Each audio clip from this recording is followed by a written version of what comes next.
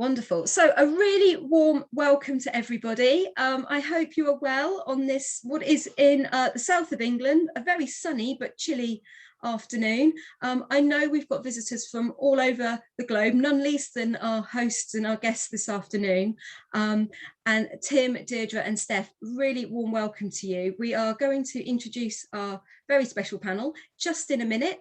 But before we do, just a few housekeeping duties, if that's okay. So really welcome to you all. My name is Vicky Randall, for those of you who I have not yet met or had communication with over the last few weeks. We are really chuffed to meet with you this afternoon. This is our fourth In Conversation event, and it's wonderful to see so many of you join us this afternoon. And I know there are many more people who wanted to be here that will be looking forward to listening to our conversation pre-recorded when we upload it onto the website. A warm welcome also from Christy. I know she's in the background there. Hi Christy, who's going to be managing the chat function this afternoon. So if you have any questions you would like to put forward to our guests this afternoon, please do pop them in the chat function, and Christy will scoop those up in about half an hour's time, and we will put your questions forward to our wonderful guests. For those of you that have been before, we have a very, very relaxed three-part structure to our events. The first half an hour, I'm very privileged to have a chat through with Steph, Deirdre and Tim. After half an hour or so, we'll move over to your questions. Any questions that you have, please put forward to the panel, and Christy, as I said, will chair that session. And then if you want to hang around for a little bit longer after 5 o'clock, please feel free. We have a sort of informal hangout just amongst each other that won't be recorded. I will stop the recording at 5 o'clock. And just feel free to come and join us, say hi, have a chat with everybody off camera, as it were, and off recording. So without any further ado, I am going to give a very warm welcome to our wonderful three guests this afternoon. Deirdre, Tim and Steph, thank you so much for joining us. Would you just like to, I don't mind, in turn, whoever wants to go first, just do a quick introduction, a little bit about yourselves, to our guests this afternoon. Who should we go with? Deirdre. I'm going to pick on you, Deirdre, if you don't mind. Should we go? That's fine. Can you hear me okay? Yeah, perfect. Thank you. Great. So my name is Deirdre. I'm based across the water from you in Ireland. I'm a primary level physical education teacher educator. So I work with primary generalist teachers who are going to be primary teachers teaching all the subjects, including physical education. And I've been doing that now for longer than I would like to add up.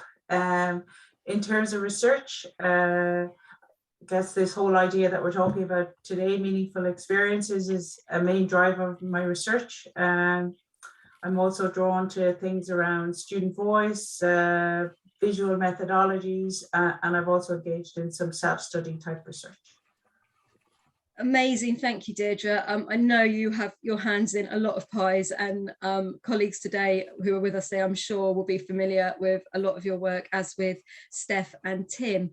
Tim, you're joining us from Canada this afternoon. Do you want to say a little bit about yourself, your work, what you do? Sure. Thanks, Vicky. Thanks very much for the invitation to speak today as well. So hi, everyone. I'm also across the water, but the water is a little bit bigger than it is between you and Deirdre. So I'm Tim Fletcher. I'm a teacher educator at Brock University, which is in Canada. As you can probably tell, it's not a Canadian accent that I bring to the proceedings. So I grew up in Australia, but I've been in Canada for about 20 years now. And for those of you who don't know, Brock is about 100 k's outside of Toronto on Lake Ontario, and depending on your golf game, it could be a 9-iron or a 3-wood from Niagara Falls. So that's we are the University of the Niagara region. I was a high school health and physical education teacher for 5 years. And actually most of the students that I work with are training to work in what we call the junior intermediate to senior grades, so grades 4 and up. But most of my research has been around primary elementary physical education from my PhD, which I did finished in 2011. So that's really focus of a lot of the work that I've been doing with Déirdre, and outside of that work as well. I've done a lot of stuff in self-study, using self-study methodology, but I would sort of frame a lot of the research that I do around teacher and teacher-educator learning. Thank you, Tim. That's a fantastic background and incredibly jealous. I've always wanted to visit your part of the world that you're in now, and hope to with the ISEP conference, but sadly that was never been to Canada, and yeah, it was, you know, the pandemic and all its wonderfulness has changed a lot of our plans, hasn't it? So really warm welcome and thank you for joining us today. Steph, if we could hear from yourself as well, say a little bit about yourself. Yeah, hi everyone. Thank you so much for having me. Delighted to be here. My name is Steph Beni. I'm also coming in from Canada with the accent to prove it. I was born and raised here. I recently completed my PhD in physical education with Tim at Brock University. I'm now working as a postdoctoral researcher at Brock University and the University of Montreal, which is in Quebec, which is right next to Ontario here in Canada. I also, until this year, was teaching primary physical education. So this is kind of my first year not doing that, which is sad, but also I'm excited to be doing, continuing to do research in physical education. So my PhD research focused on meaningfulness and supporting elementary or primary school teachers in implementing meaningful physical education in their classrooms here in Ontario. So I'm very excited to be here, and thanks for the opportunity. Thank you, Steph. I mean, what we can see from, this is the first time, by the way, we've had more than one of our guests coming to speak. So we have a huge wealth of experience and insight this afternoon. So I'm going to just jump straight in if I can, guys. And just to help some of our listeners who haven't come across meaningfulness or are very new into this, would you be able to give a little insight into what meaningfulness is as a lens for physical education, and why meaningfulness? Why did you arrive at looking into this into your work? I don't know would anyone like to go first with that question? That's quite a big question and it's a bit of a two-parter. I was a bit cheeky there. I threw a couple of things in.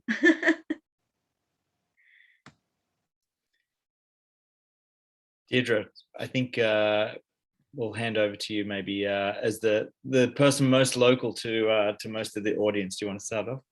Sure, I'd be delighted to. So I suppose meaningful, the whole idea of where all this started was, I suppose, the conversations between myself and Tim, and something that comes through quite strongly in the literature is this gap between the idea of physical education and all this potential and what often happens in reality, not necessarily reflecting the potential. And then aligned with that, I suppose there's a trend in education more broadly at the moment, and I guess in the world more broadly, towards personalization of experience and individualization of experience. And it seemed to make sense to look at the possibilities for what the individual is experiencing within this collective activity of PE. So what is happening for the individuals? How is this working for them? And how can it make a valuable contribution or influence their everyday lives? So I guess it was about leveraging that potential, and meaningfulness became a hook or an idea to hang these kind of ideas that we had around.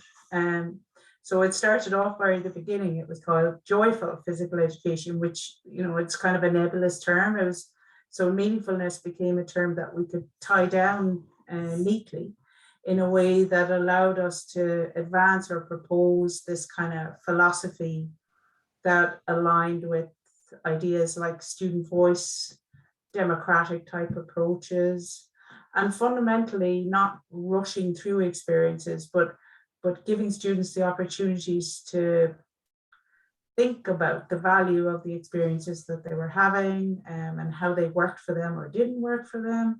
And in that sense, kind of a bespoke or kind of a personalization of the experience, so that it wasn't this collective one size fit all experience that we see on Twitter, people talking about negative experiences, but rather we were looking at how individuals were experiencing PE and try to make it work better for as many people as possible within the context. I think, while accepting that it's still something collective. It is fundamentally a collective experience.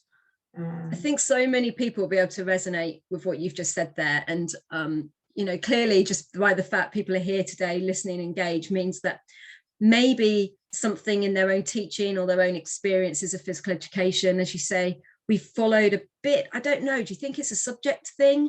Do you think it's an educational issue that we've tried to fit the child into the context rather than really push and examine our practices and say, why are we doing this? What purpose? And I love the way you started off with joyful, and I know that context and that language has changed a little bit as you've developed meaningfulness, but you've still kept that positive approach to pedagogy and practice. There's still this emphasis of how can we make something better? How can we improve this? How can we make this more relational or have this purpose for our young people? And I'm just wondering, Tim, you said, you know, you taught in high school physical education. Is this something for you that really resonated from your own practice in terms of questioning that meaningful context? So for yourself, how did you arrive at meaningfulness?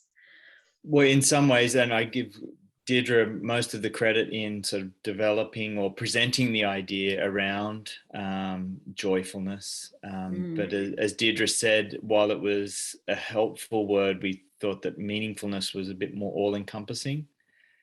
Another reason, a big reason, I think, that we developed an interest with this was in response to what we perceived as areas of emphasis or priorities that were being pushed upon physical education teachers or primary teachers, particularly around the role of physical education in getting kids moving. Yeah. And while I don't think any of us would want or see physical education being a time to be sedentary, we didn't agree that it was just about providing heart rate measurements or step counts. And to be blunt and very simplistic terms, if all we're interested in is getting kids moving for 30 minutes, then why don't we just have them run laps around the gym for 30 minutes? That will achieve that aim. But that won't necessarily keep them coming back, and it won't necessarily motivate them to seek similar experiences in their own time, whether that's at recess, at lunchtime, after schools, in their communities, on the weekends, and those sorts of things. So it was trying to, I guess, generate a response to that sort of discourse or push from policymakers or whatever it might have been, with something that was more positive, but also achieved those aims of, if you look at the literature, meaningfulness does have more likelihood to get people moving beyond the time when the teacher's telling them what to do. I mean, I think possibly globally, there's the area of health is clearly something the physical education community globally will connect to. You know, this is clearly an important outcome for physical education. It's an important part of the longer term success of whether we're able to engage children in lifelong physical activity. However, the short-termist view, I think, as you're presenting here, Tim, that could be problematic is when the very top-down priorities of move more, move more, move more, overtakes the bigger educational and the bigger picture of that child's life course, that where physical activity and movement will be part of who they are as a person, but also how they develop healthy, active, social, active times throughout their whole life. And we've definitely felt that here in this country, as you probably be aware, with a lot of national policies and funding that we've received for our schools. It almost has become a little bit how much more activity can they do? And we've lost in parts, I think, these very issues that you guys are raising today. Yeah, we have to look beyond the short term there, don't we? So Steph, if I can bring you in at this point, can you talk to us a little bit about the kind of pedagogy of meaningful PE, a little bit, and of course, Déirdre, Tim, please jump in at any point as well, to say, so if we never heard of meaningful as a framework, as a context for looking at our practice in PE, what sort of headlines or areas or pedagogical principles has your research thrown up to help practitioners look at this in more detail in their practice? Yeah, that's a great question. For me as a teacher coming to this project, I was, sort of like what Tim and Déirdre were talking about, very interested in the pedagogy piece. Like for me, it was, yes, meaningfulness. This is everything I've always wanted as a youth sport coach, as a physical education teacher. But how do we do that? And so the pedagogy piece was really important to me. So, I did some self-study in my own classroom looking at how can I do this? We did a literature review where we identified several features of meaningful experiences, things that young people themselves were saying, these are the things that influence the quality of, or the meaningfulness, the personal significance of my experiences in movement. And it was things like fun, social interaction, challenge, motor competence, personally relevant learning, and Kretschmar's idea of delight. So we kind of, for me personally, I sort of took those as a starting point and said, where can I go from here in terms of actually trying to foster meaningful experiences for my students? And so basically the ideas at this point that have sort of come out of our research on meaningfulness in physical education and have led towards this development of the meaningful physical education approach is basically we've come to this conclusion that it's not conclusion like it's final, but at this point, what we're looking at is the need for democratic pedagogies. So things like providing autonomy support to students, involving students in decision making, taking a very student-centered approach, those types of things, as well as very reflective pedagogies, engaging students in reflection. The importance of being reflective of our experiences to understand the meaningfulness of those experiences and those types of things. And then using those features of meaningful experiences to help guide some of that pedagogical decision making, and then to facilitate a shared language with students where we actually can talk about the meaningfulness of those experiences. It can be a little bit elusive or something that's maybe a little bit difficult to talk to young people about. How do we define what is a meaningful experience? What is delight? What is joy? Those types of things. But having some of that language to be able to discuss those things and reflect with students on what are the things that are influencing the quality of your experiences, and how can we collectively work towards promoting meaningfulness. Those are sort of the overarching ideas at this point, but it's very much a work in progress for us, and something where we're continuing to look at and learn from other teachers and teacher educators on the types of pedagogies that can promote meaningfulness in physical education. I mean, what I love there's so much I love from what you said, but I can, this notion of a shared language, it starts to bring the learner and the educator into this learning space as one, isn't it? It's a conversation, it's a constant dialogue with our students, our pupils, around what we're doing in this space and what's relevant, and the social context you mentioned so much there, the social relevance and the shared experience. For most people, if you ask them to reflect upon a time when there was a really poignant or meaningful experience in their life, hands down, it will probably involve people, and it will probably involve something which is using our bodies, being active in that shared moment. So for you, Steph, what's the key one for you? What's the non-negotiable in your thinking around this, that as physical educators we cannot, especially kind of in a pandemic world? Has any of this helped really firm up what these red lines are for you? I think, I mean, it's hard for me to pinpoint one thing, but I think for me as a teacher, the biggest thing has been that student voice piece, because, I've really sort of come to this conclusion for me that I can't, nor is it my job to create meaningful experiences for my students or to do that for them. It's something that I have to do with them. And whether it's, all those other pieces, all those features, the fun, the social interaction, all of that, and engaging them in reflection, all those things, to me, it all comes back to student voice, which doesn't necessarily mean that I'm letting my students do whatever they want in physical education, but, engaging them, involving them, working together with them. And I look at just this journey that I've been on of learning about meaningfulness. And I think that I've probably learned as much from my students or more maybe than they have from me. So I think for me, the big thing is really involving my students, engaging them, having those conversations with them, allowing them to be a part of decision making, allowing them to make some choices for themselves, depending on, how old they are in the context and so forth. But just really engaging them, to me, that's the big thing, because I think it helps to facilitate the rest. And I guess with that, like you said there, it's not just about having free reign and complete choice, because I suppose as adults and educators, we're in a position of responsibility to keep young people safe, to help them. We hope we can guide them in ways that as young people, we might be able to give some light or insight in. So it's not just a case of saying no, or that's a rule, or we play this activity because it's on our curriculum, or we take part in this learning because it's having that conversation about why.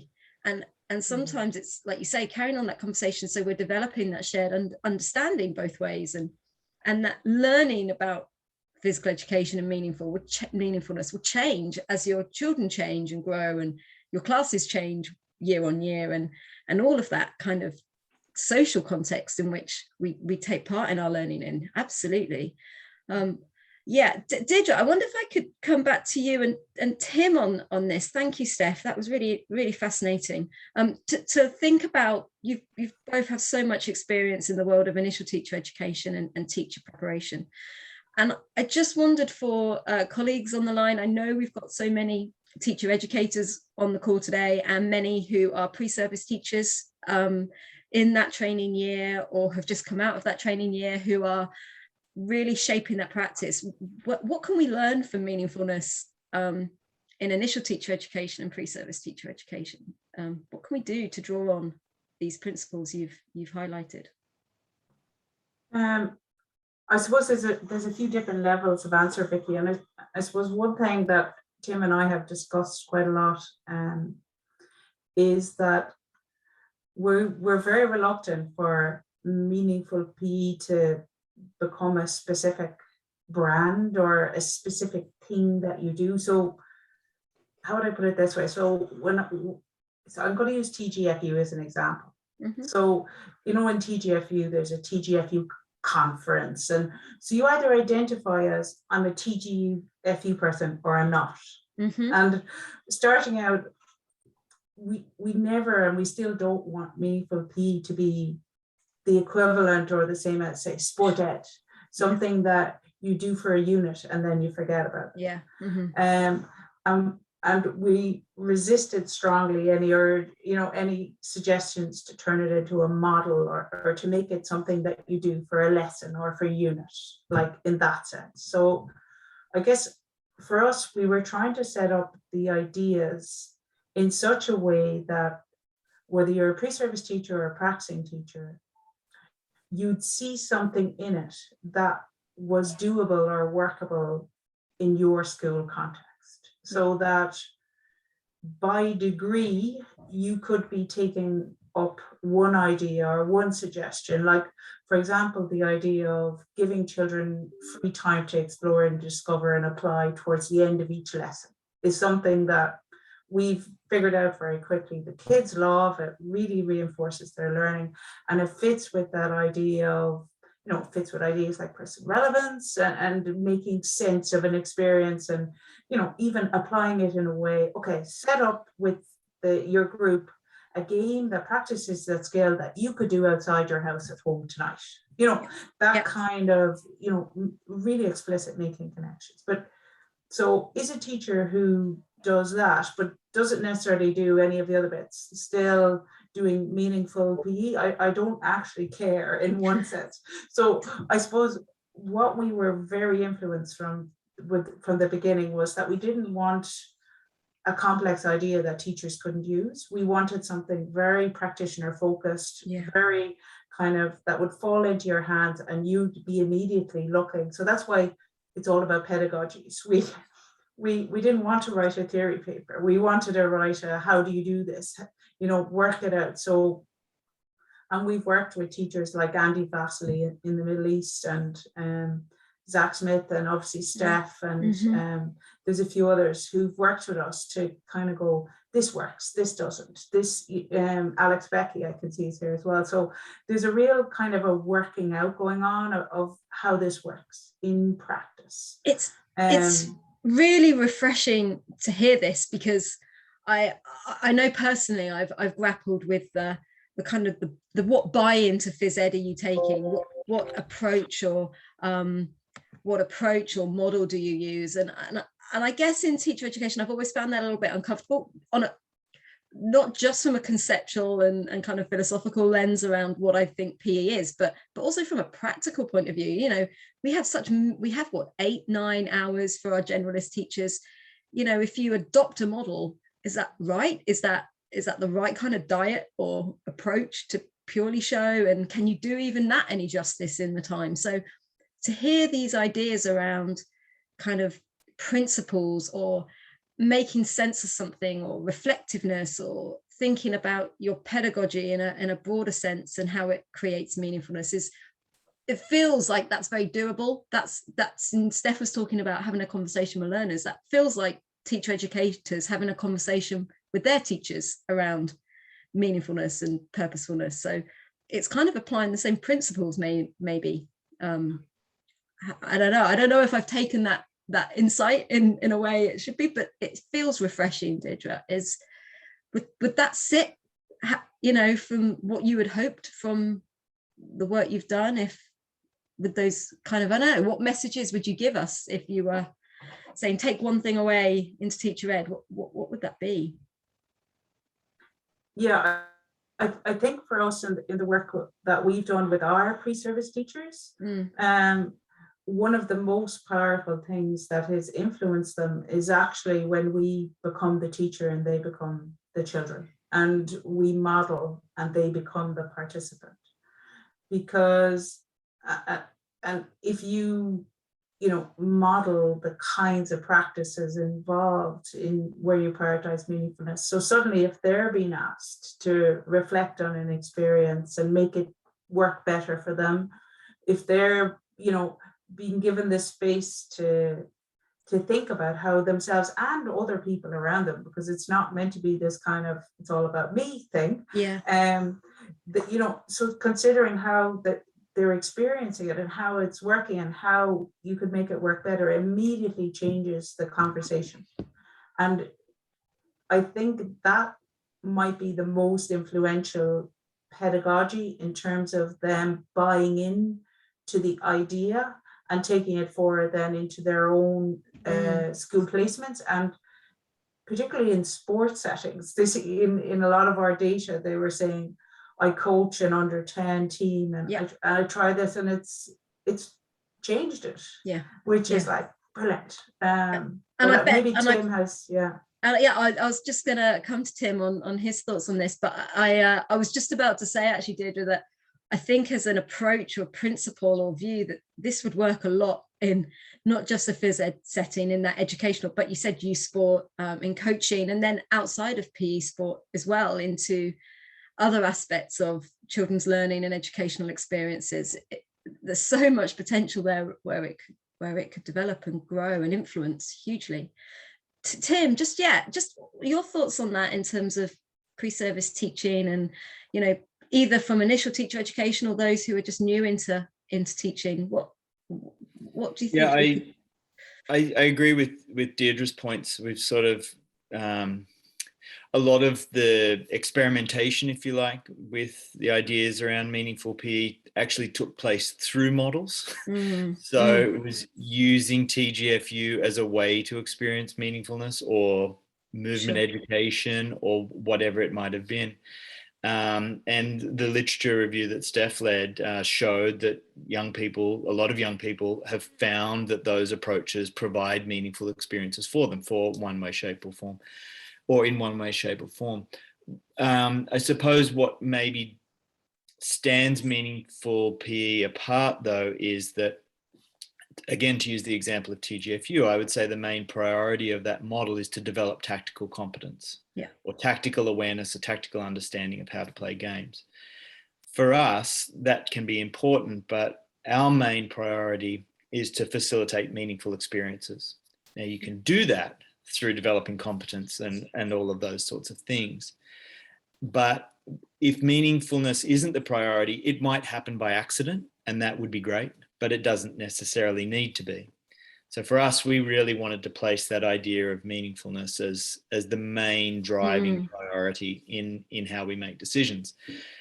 And Déirdre said, like, positioning our pre-service teachers as learners, I think has been helpful for them, but also for us to be able to talk about and invite students into our thinking. So there might be situations where we're in a class and say, well, what were my options? This is what I chose, but what could I have done? I could have done this, I could have done that, I could have done that, I could have done that. What would your teachers have likely have done? Well, they might have done that. So why would I have chosen this? And then that becomes a sort of link to, well, I chose this because my main priority is meaningfulness. I know that children tend to find meaningfulness in these types of things. And that's why in a matter of seconds, I was able to go, well, here are my options. This is why I picked that one. Maybe to then link it back to my personal teaching philosophy and what I might have done. And so, like, Steph was a student in those classes, and so she might be able to speak about that experience as a pre-service teacher as well as a teacher. But I think making those connections explicit, or trying to make those connections, the thinking behind our decisions explicit, not only helps our students see inside our teaching, but also then allows us a moment to go, well, that really doesn't align with what I do believe. So maybe I need to change things. And so it really becomes a side of inquiry there. It can be quite empowering, I suppose, for a pre-service teacher, giving that agency and that almost that judgment-free, reflective approach on practice, which isn't about, am I doing this right? I don't have enough knowledge or experience yet. And getting them to start with their learner looking at that learner's experience through the lens of physical education and that discussion of meaningfulness, which I think anyone new to education or teaching would kind of go, okay, I can do that. I can talk about what I've seen and what I've heard, and it feels like that's okay, and that's quite a safe place to start actually when you're starting out in teaching. And that agency might actually be quite empowering for teachers to themselves help. And we know we have problems with teacher retention and even like helping develop that kind of love or passion of physical education if it's not a specialism area. And that could maybe really be a key tool in helping teachers move that practice and that passion forwards. Absolutely, really important points there, Tim. So yeah, I mean, Steph, you've clearly been through this journey from pre-service teacher, as Tim said, and things. And this will be a question to all of you, if I may, but Steph, particularly to start with you from that point, from that experience and that journey you've had, what would you say, looking back on that pre-service to now teaching to research lens that you've now got on this, would be your one positive intervention that you would want PE to look like in schools? If you had one sort of wish, one look at like what you would wish for the subject in physical education, what would that be, and how is that, has that shaped through your journey as you've come through this? I mean, if I can answer that as it, like, in a very utopian way, in a perfect world. Please do. Yeah. I think, you know, like Tim was just talking about me being a pre-source teacher in one of his classes, and just everything Tim and Deirdre were just saying about, you know, me experiencing it as if I was a student. And that for me was the thing, that it was like, if I was a student, this is the type of experience I would want to have. And I think really it kind of maybe goes back to the whole joy piece, or the whole meaningfulness, if I can make it about that.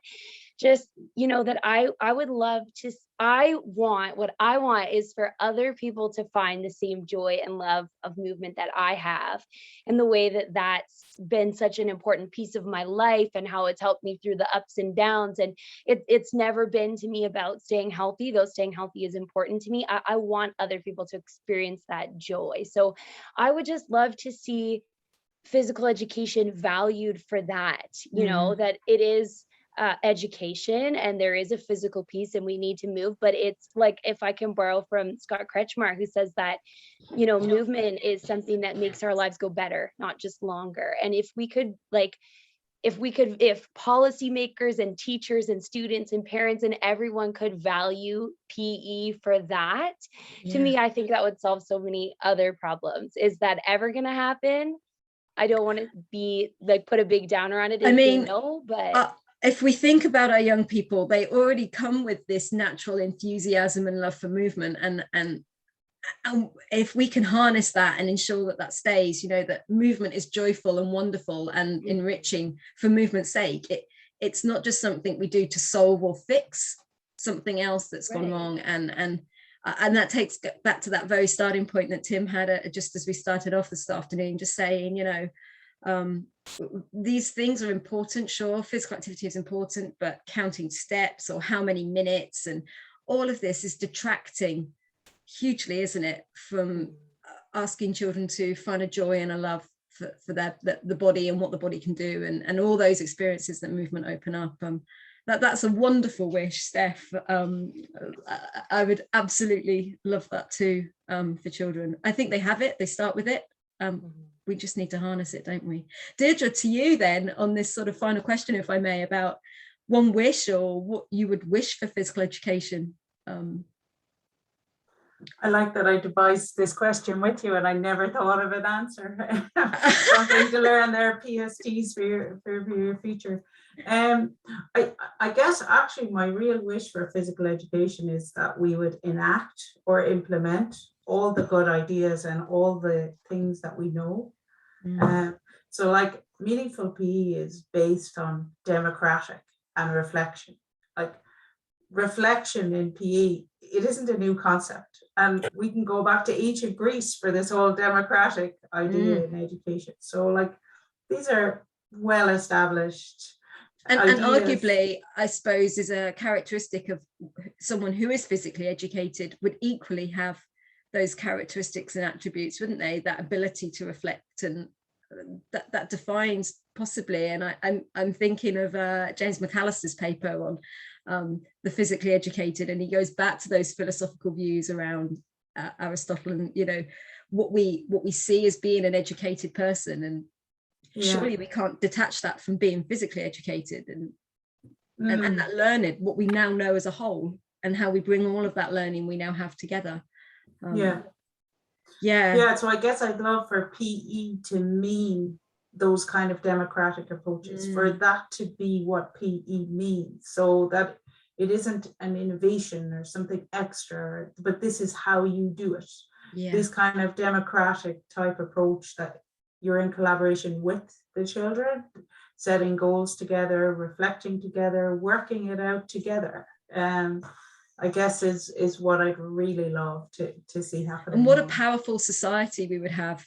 I'm not sure about that, but you know, or some way to instill those values much more. And we know there's amazing practice going on out there where colleagues and teachers are really saying to them, you know, working with their children to develop those attributes in our young people. What a wonderful wish, Tim. They're pretty awesome wishes. Have you got a view on that? Your wish for PE?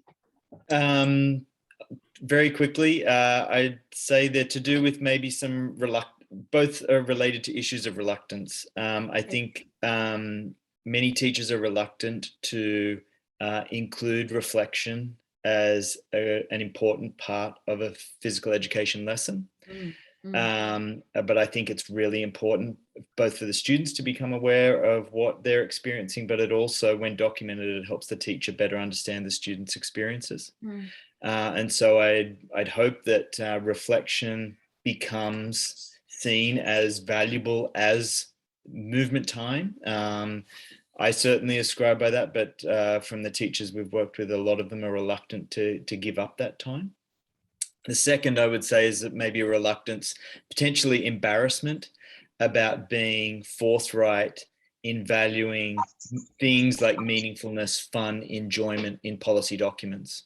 I think the sort of images of rigor that are associated with other academic disciplines, some physical education curriculum documents are maybe trying to see that, and things like enjoyment and meaningfulness and fun are pushed to the side and saying these aren't really educational pursuits. But if they encourage children to engage beyond the school years, then I would say they're absolutely educational. So those would be my two things.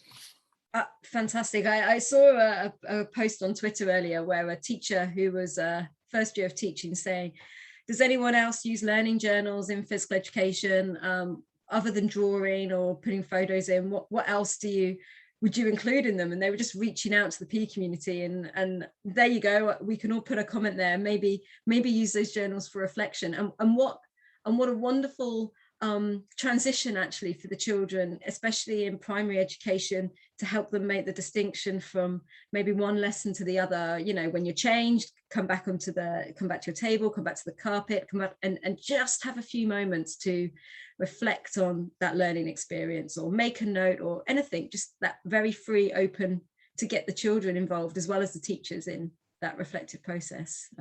Yeah, what a wonderful take home there, Tim. Thank you so much. I'm very, very conscious that we went slightly over the half hour, but I just didn't want to cut off any of that. That was fantastic.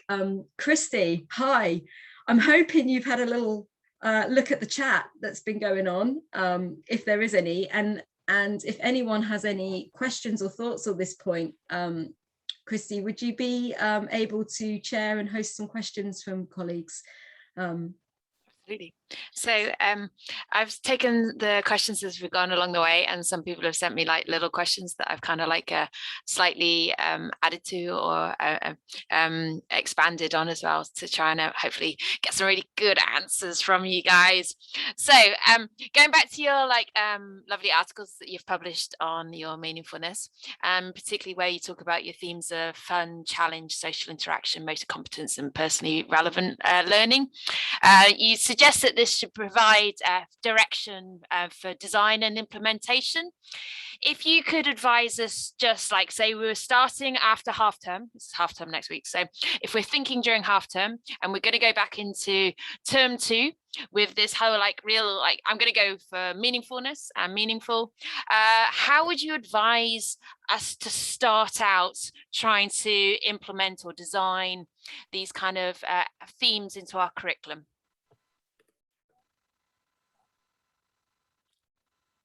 I'm happy to go first, and then Steph can add to this. But I would suggest there's two things that you must do initially. And the first one, you have to talk to the children. You have to create a forum to talk to them about their current perspectives, their current experiences, the kind of things that work for them and the kind of things that don't. And as a part of that, or as a follow-on somehow, you need to give them a basic language to talk about their experiences in qualitative terms. So, and I know Steph will help me with this. So the words she used were fun, being with my friends, doing things that are important to me, learning new things, and help me out, Steph.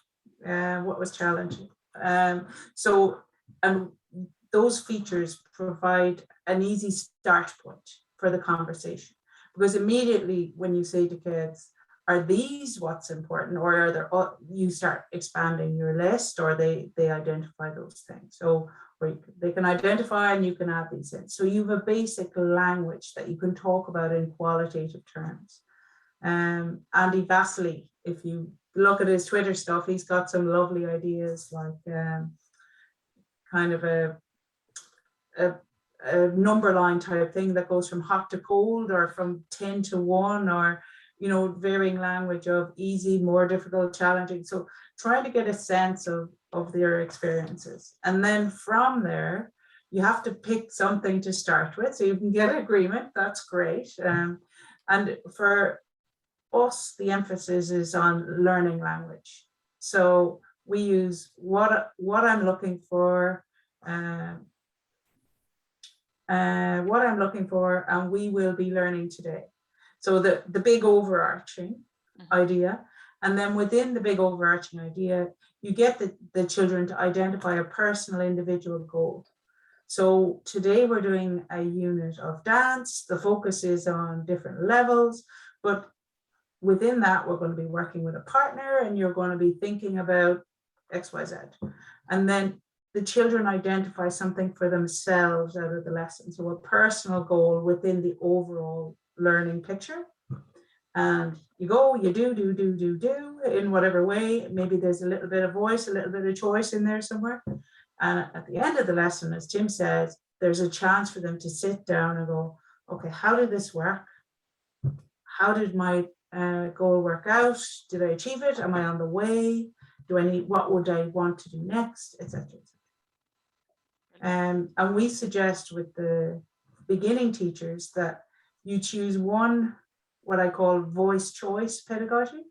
So something like they have a choice within an activity, or they get to pick what activity they do at the end, or who they do it with. So one voice choice pedagogy, and one reflection goal setting type pedagogy. So the goal setting reflection is the bookend, and somewhere in the middle, try one voice choice. And then incrementally, another little voice choice, another little, and as they become better at picking and choosing and sharing, and you gradually let it go. Steph, you might add to that.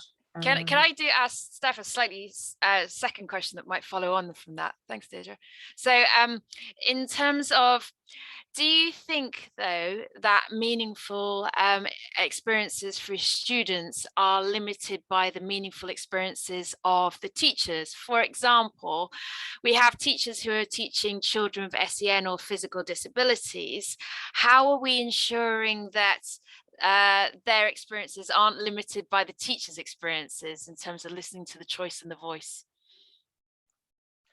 Yeah, I think that's a great question. And I think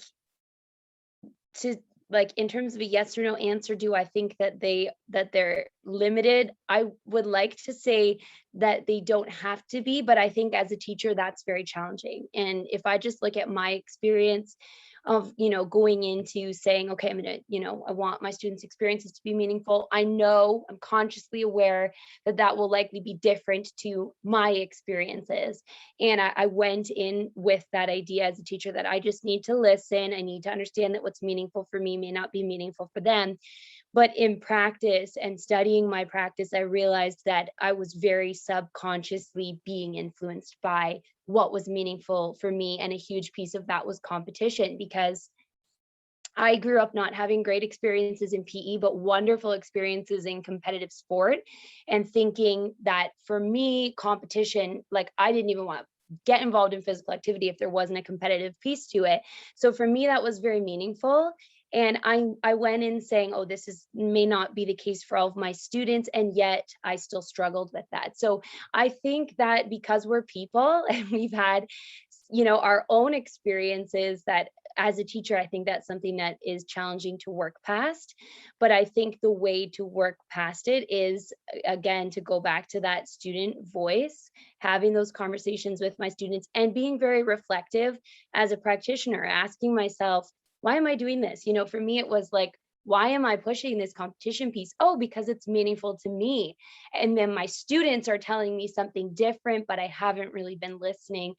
So I think that absolutely our experiences can, I don't want to say be a limiting factor. I think in some ways it can be a positive factor, particularly if we've had meaningful experiences, but I think that there is a need to kind of set some of that aside as much as you can, or at least come to terms with it and recognize that each student is individual too, right? And that's a different challenge as well. So just really taking that time to listen to students and to be reflective. I think that's really important.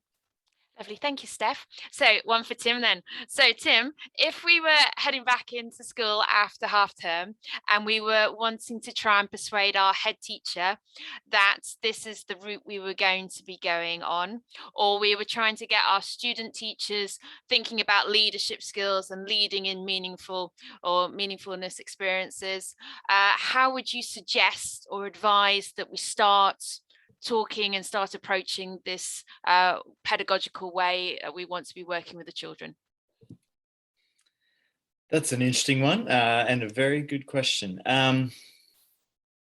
My initial thoughts would be potentially to talk with the head teacher about what the schools or departmental vision might be for physical education, whether that's sort of repeating or mirroring formal policy documents, or whether it's sort of a personal or community take, if you like, on a prescribed curriculum document and those sorts of things.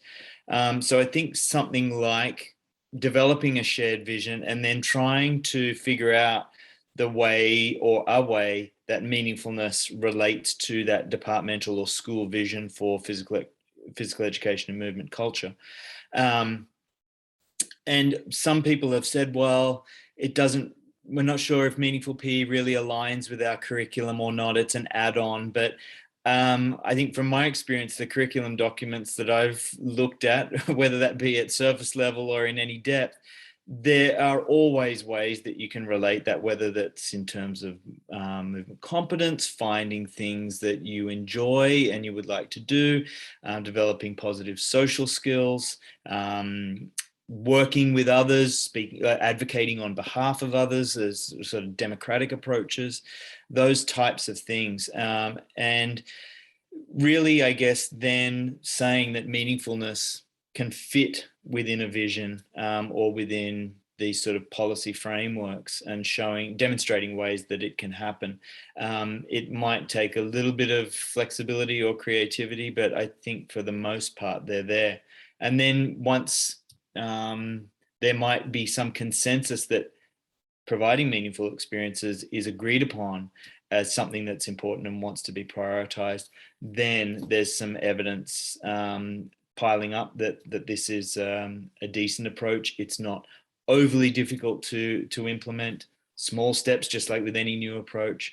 You're probably doing a lot of these things already. It might just be a little tweak of the area of prioritization. So that would be my first thought, just from a quick knee-jerk reaction to that question. But I hope that's a little bit helpful. I'm happy for anyone else to chime in too. Lovely. Maybe I pose it onto the next one to look at the question of progression. So, for example, say you had a teacher that got really excited about meaningful experiences, who might possibly like cycling and want to do it through wheels. Maybe, I don't know if you know any of these kind of people, but they might want to do the notion of meaningful experiences through wheels, through skateboarding, scootering, cycling. How would you advise passing all of those wonderful, meaningful experiences that the children and the teacher have had during that 1 year on to then the next teacher who isn't as excited about meaningful PE as that one particular one? What advice would you help to ensure that the progression is passed on, that is meaningful as well?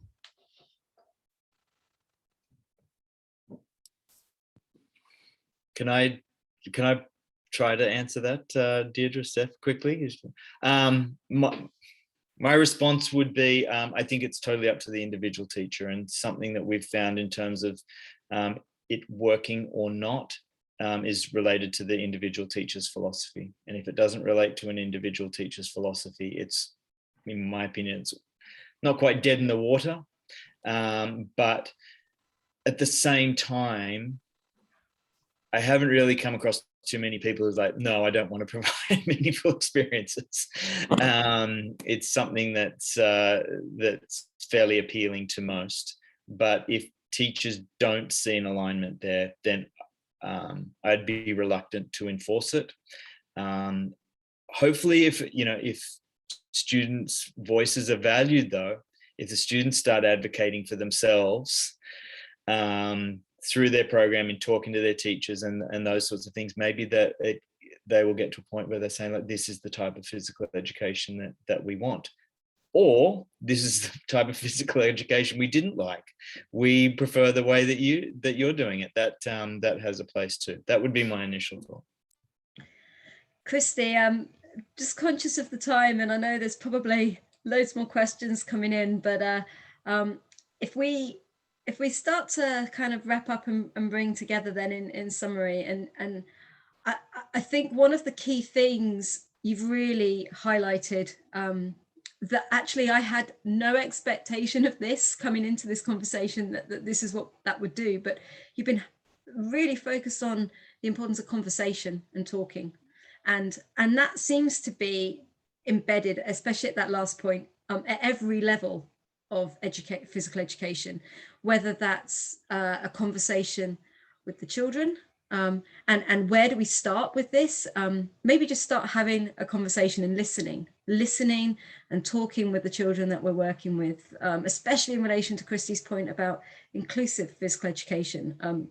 The children have so many of the answers around the things, I guess, as teachers we're afraid of, in knowing how to overcome barriers or parts of the environment for learning. Let's ask the child, let's have that conversation. And you've really hammered that to me today about how important that is, and it should be integral to our role as teachers.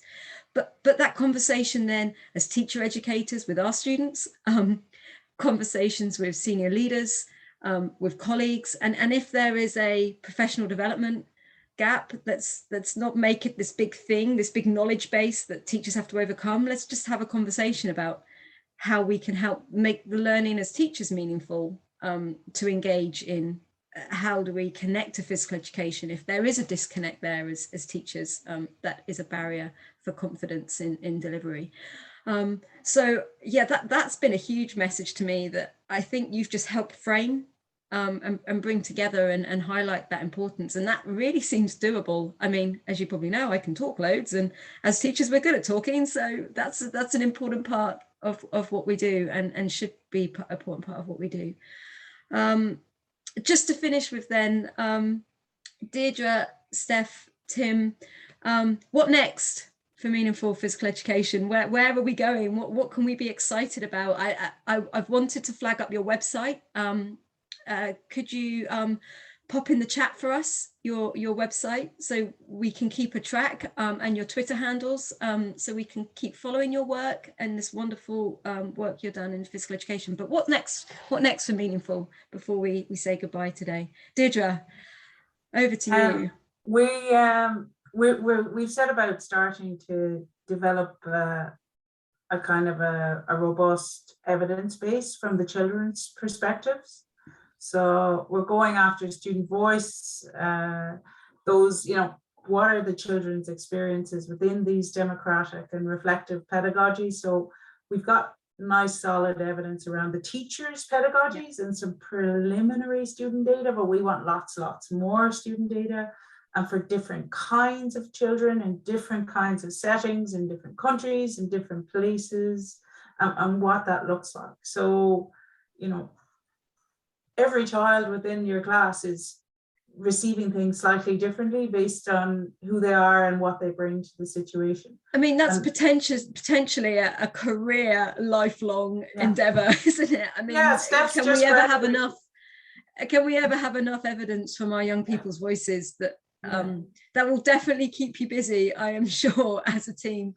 And that stuff you're working on now, guys, can we look forward to seeing some work on that in the future around, and maybe we can have you back hopefully in the future to talk to us more about the pupil voice lens. I think that'd be fascinating. Yeah, and just to say one other thing we are trying to work on a little bit is work on the PEAT pedagogies. So there's a few people on the call involved in a project, but if I can see there's some people from different institutions, if someone is thinking of putting meaningful PE in a lecture or in a unit or something within their program, we'd be delighted if they got in touch. Like we've taught some courses on meaningful PE at master's level and undergrad level, and we're happy to share ideas, share resources, brainstorm. So if anyone is thinking of including meaningful PE in a lecture, in a practical, or in something, please get in touch. We're all happy to. I think you're gonna. I think I can already see in the chat. There's a lot of love for that, Déirdre. Yeah, we're happy to share. It's no one needs to reinvent it. We've got some materials. What's the best way for colleagues to get hold of you? Is it through that? Is there a contact on your webpage or on it, or do you want to just? Is there a good way to or contact you through Twitter? I know most people from here have been on Twitter or an email. Yeah, well, Tim is in charge of our Twitter. He's really good at Twitter. I've only tweeted once ever, so I might not be a good example. Tim, is that the best way, or if I can pick anything up, I can forward it on. Whichever, yeah. Perfect. Yeah, or personal emails probably, and I'm happy to put my personal email in if you like. But Deirdre's I don't mean to be putting Déirdre on the spot, but her proximity to the UK might have its advantages. But yeah, happy to chat with anyone. Guys, that has been amazing. Thank you so much for giving up your time today to come and talk to us. I mean, on behalf of myself, Christy, and Gerald today, we are just really grateful to you for that insight. And I know on behalf of all our listeners as well, that's going to be a hugely valuable take home. I know for our students, we're on reading week next week, so lots of things to think about and essays to write or finish off. About physical education and purpose, and you've done a huge amount towards that discussion today, so thank you so much. And I think we're definitely going to have you back if you'd be happy to in the future to talk about how this is shaping and the work you're doing with the young people's voice. So thank you so much. I will stop recording now, folks, but as promised, please stay online if you would like to and carry on a conversation with each other off camera with mics off and cameras off. We'd love to carry on. And is Gerald still around? Jez, are you still on the call?